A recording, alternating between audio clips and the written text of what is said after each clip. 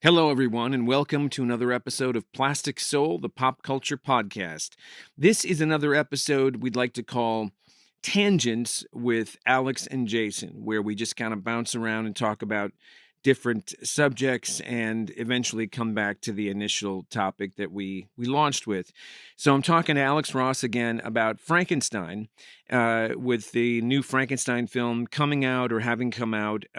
We talk a lot about the influences and Bernie Wrightson and why that means so much to Alex.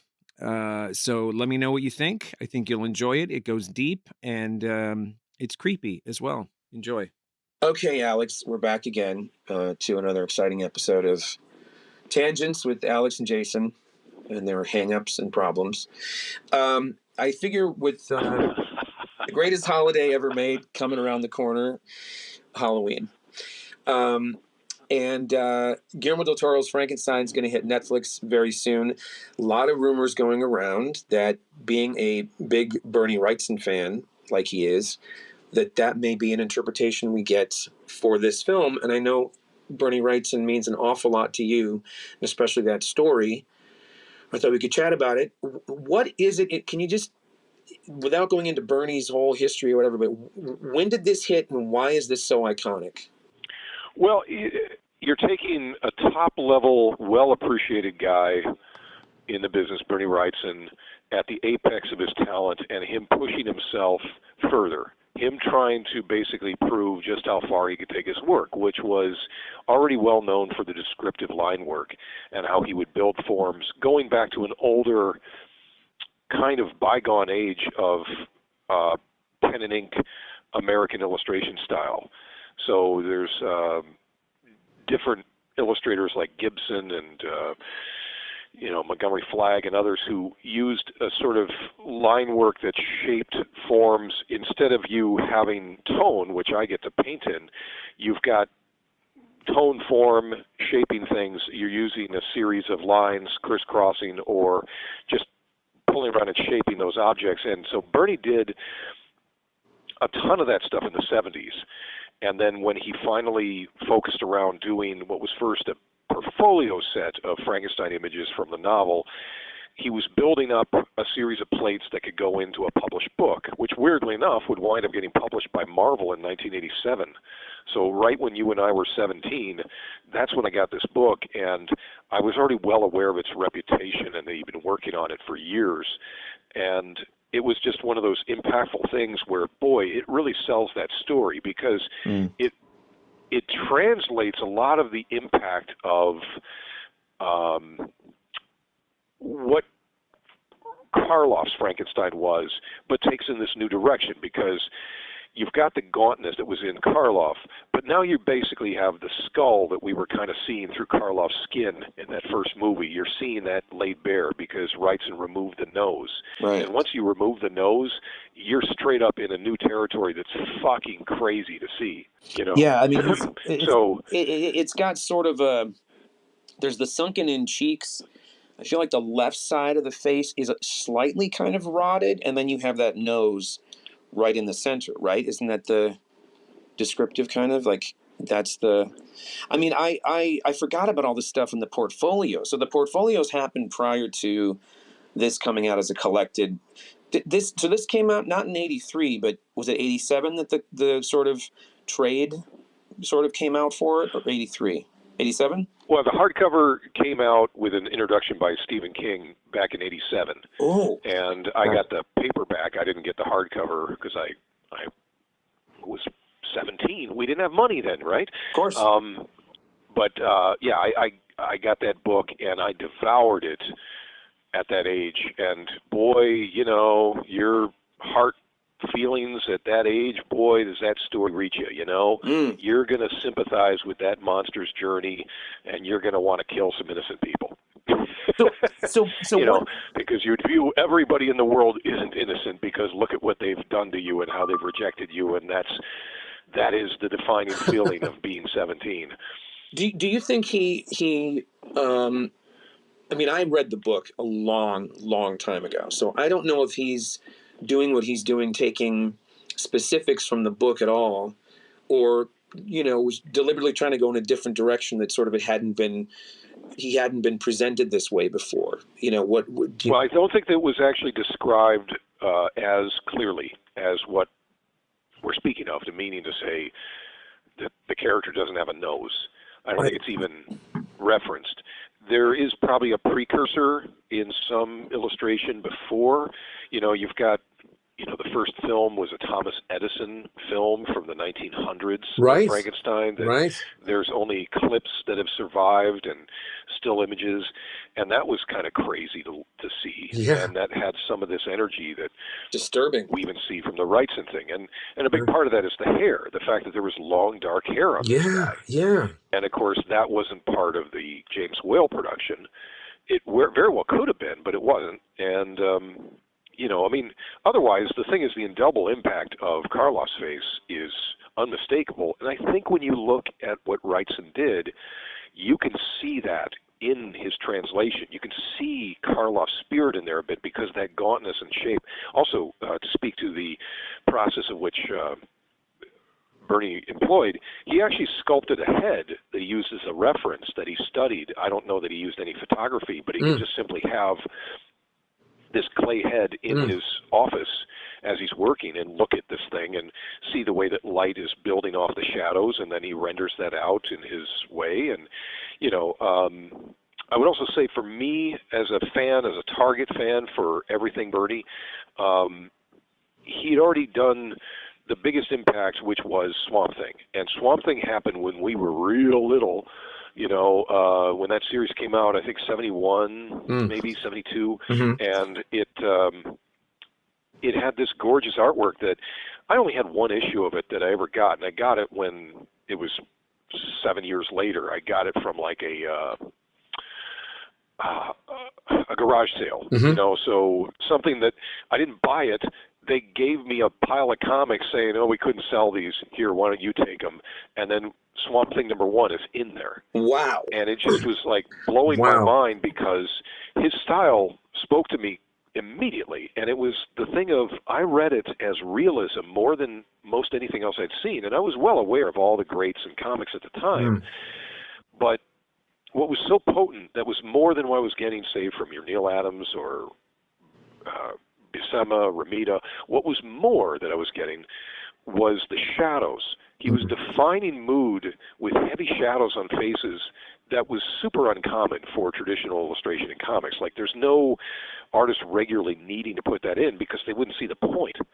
And what do they need to do that for? You don't need that much shadow rendering. And so he was doing that as the ultimate descriptor of how you would take in that material, and boy, it would just convey so much. It was powerful because of the mood it created, or the dimension. What's catching your eye as a kid? Is it the dimension and mood? And the mood was like listening to a great song that you're like, okay, the second I hear these chords, I'm transported. And that's what Bernie's work was doing. And then Bernie ultimately was doing that in everything he produced in the 70s. I only saw a scant amount of that work then at that time, because I probably only knew of him for a couple years in the 70s. But in the 80s, it kicks off with his adaptation of Creepshow.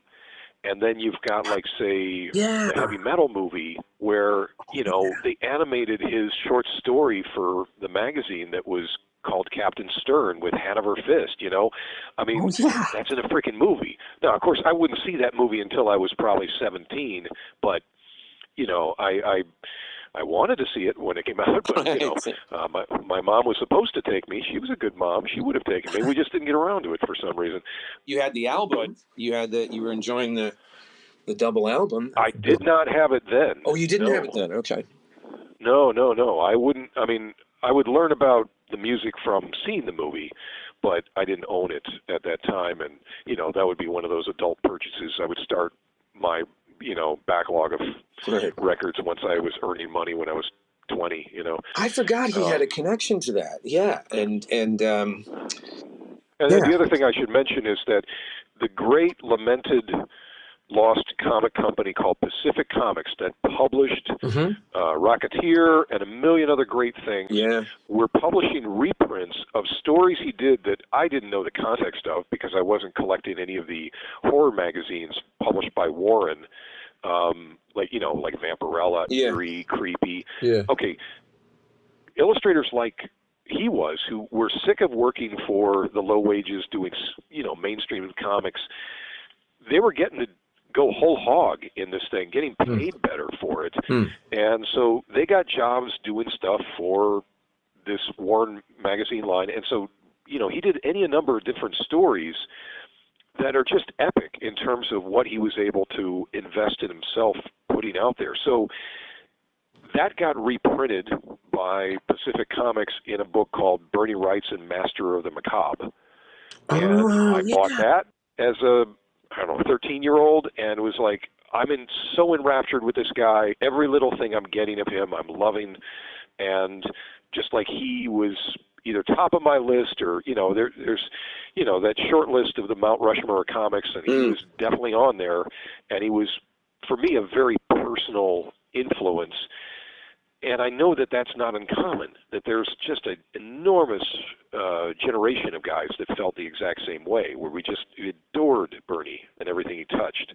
But you're responding to that that Swamp Thing comic and then his work as you go along in a very different way than, like you said, Neil Adams, Kirby, the stuff that you were kind of more accustomed to, because he was drawn to mainly horror and darker things, right? Like what kind of conventional, mainstream or conventional characters did he sort of tackle? Did he do like a Batman story or something too? Oh yeah. Well, let's put it in the right context. Batman would appear as a guest star in the Swamp Thing book. Okay. And that was one of those impactful things because he got more interpretation going in his one Batman appearance than most readers were used to at that time in history.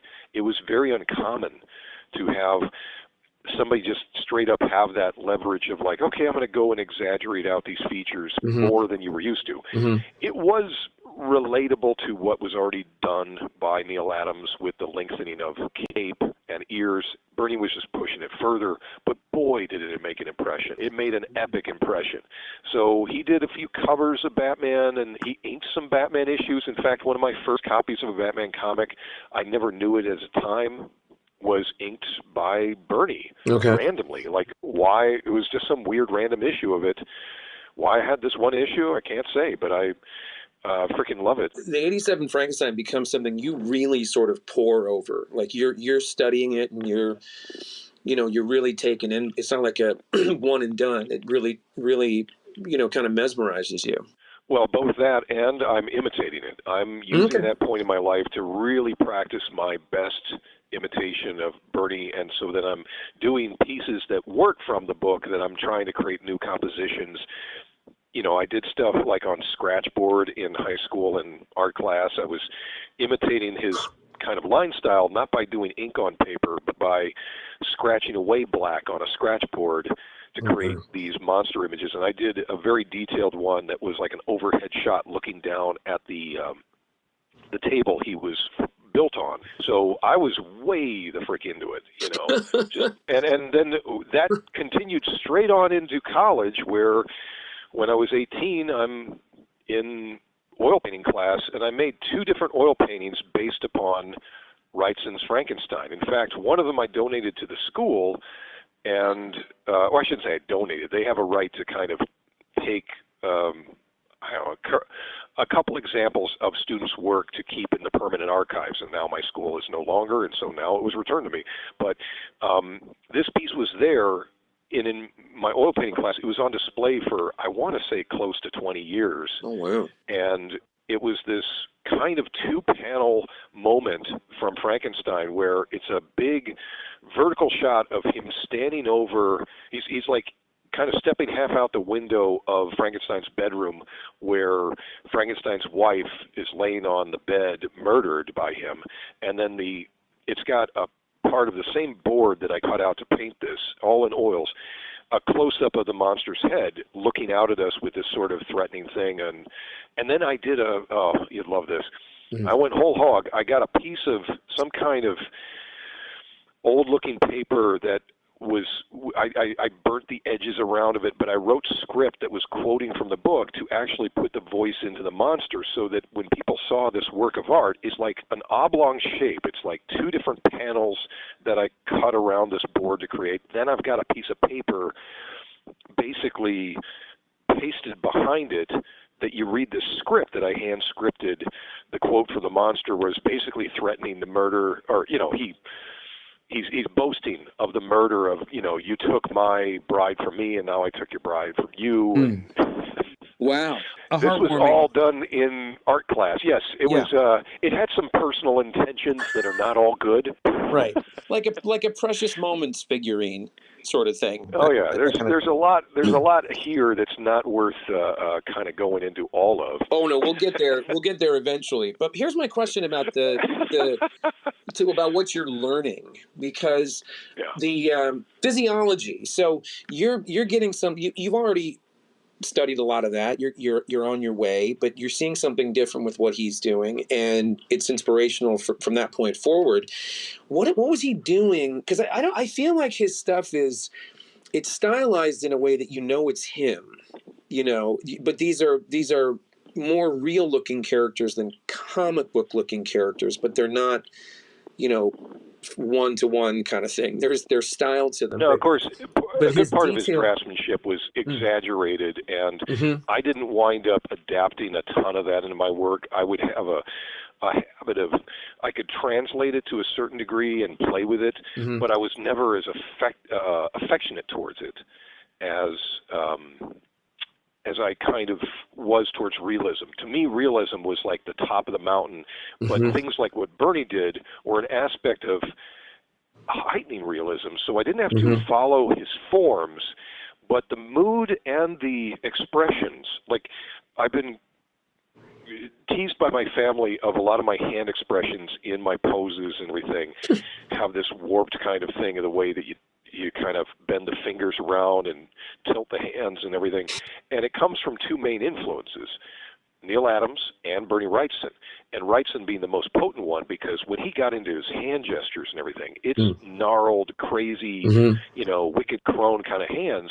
And he would apply that into figures liberally all over the place. And it had a wonderful impact in the work that he created. So I tried to learn from that, but within the context of what happens in nature, what happens with real hands you do that with, as opposed to pushing anything out to an impossible degree, because I wanted my work to sort of be seen on the same level as your Andrew Loomis's and Rockwell's and others, that were, their work was highly realistic, and I wanted to be in that company, but I also wanted to link to this influence from Bernie.